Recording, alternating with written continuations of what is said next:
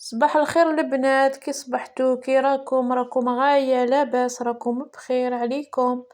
صلوا على النبي عليه افضل الصلاة والسلام. توجهت ديريكتومون الطاقة تاعي الصغيرة، حليتها باه تتهوى الكوزينة، وسقيت لابلونت تاعي. البنات انا وحدة نحب بزاف لي بلونت، كي نصبح عليهم نولي اون فورم. هاديك الخضورية باهي نموت عليها.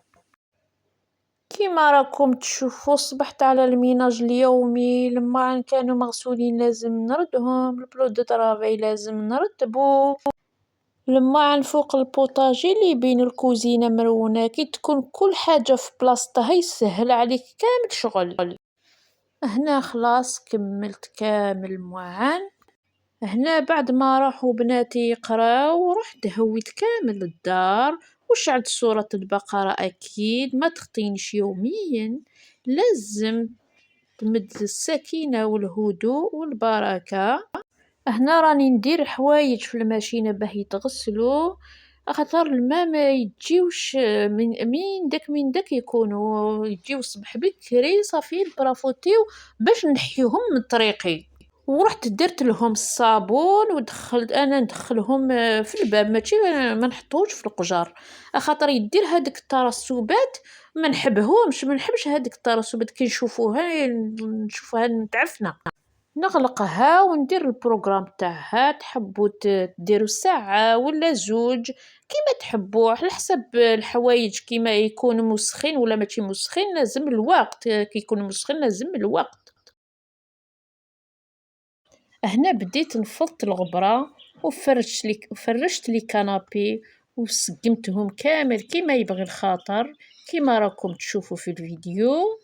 بديت نسيق وجدت البيدون تاع الماء ودرت فيه ايزيس ولو جافيل وجبت لي كنابي، فرغت قاع الماء وجبت البالي، بديت نحك فيها، خرجت قاع زعافي عليها.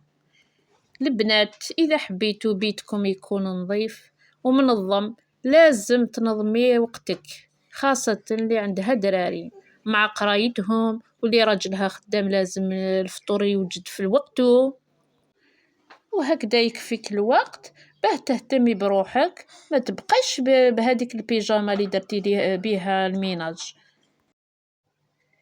سمحوا لي يا البنات كثرت الهضره، نوليو السياق تاعنا. شحطتها بالفرطوار ومن بعد درت الصانيبو باه تخلي ريحتها شابه في الدار.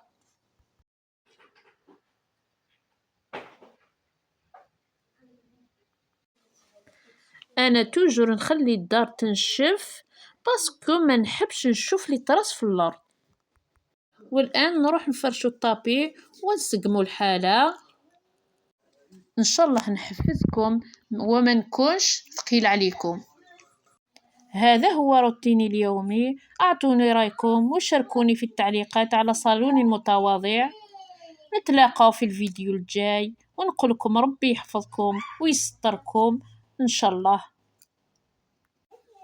اللهم يا رازق السائلين ويا راحم المساكين يا ذا القوة المتين يا خير الناصرين يا ولي المؤمنين ويا غياث المستغيثين.